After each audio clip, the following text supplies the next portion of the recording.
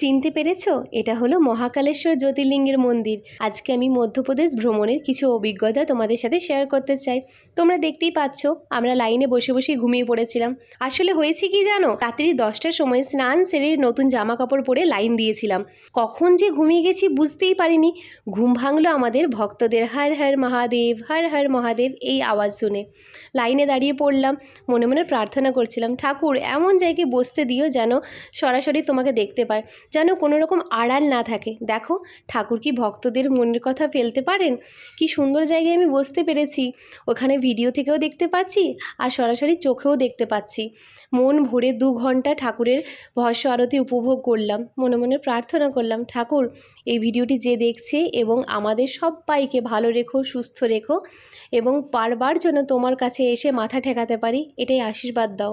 এটা না এক অন্যরকম অভিজ্ঞতা, যা বলে বোঝাতে পারবো না।